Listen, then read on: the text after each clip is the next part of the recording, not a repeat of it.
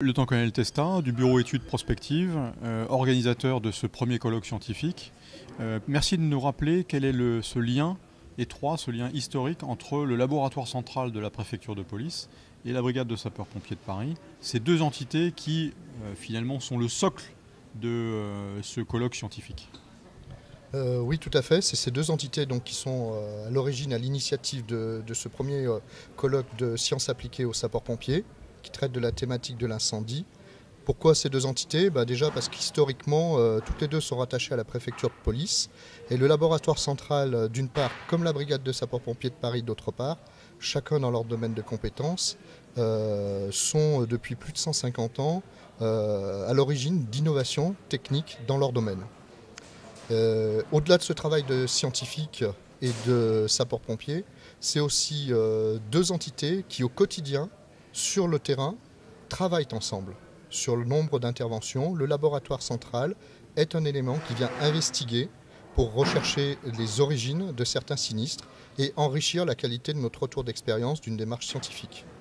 C'est aussi pour la brigade de sapeurs-pompiers de Paris un travail de fond qui est fait au quotidien par un partenariat très fort avec ce même laboratoire et qui nous permet d'étudier, d'anticiper les feux de l'avenir au travers d'une démarche outre technique, mais aussi d'une démarche scientifique. Voilà pourquoi, après plusieurs années de partenariat, l'évidence s'est faite pour travailler ensemble sur ce colloque en vue de préparer l'avenir.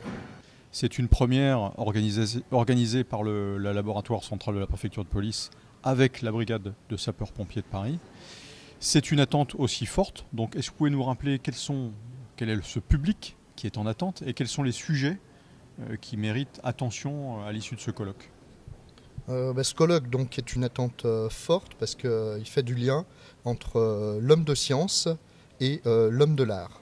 Il a regroupé 800 personnes, donc pour les hommes de l'art, ce sont à peu près 85% des services d'incendie et de secours de France qui sont présents, un certain nombre aussi de nos partenaires et de collègues étrangers. C'est aussi tous les métiers liés à la sécurité, à la prévention, à la construction, qui sont aussi intéressés par ce problème du feu.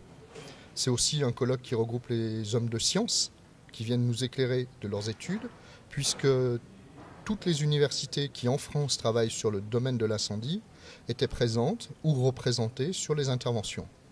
Et enfin, c'est un colloque qui crée du lien entre l'homme de l'art et l'homme de science par le nombre d'industriels qui sont présents, industriels qui développeront les outils de demain pour combattre le feu, qui développeront ces mêmes outils pour nous protéger vis-à-vis du feu et qui enfin aussi sont en charge de développer les matériaux de construction qui demain constitueront les bâtiments ou des matériaux liés au renouvellement énergétique qui sont pour nous des sources d'inquiétude, d'innovation qu'il faut anticiper.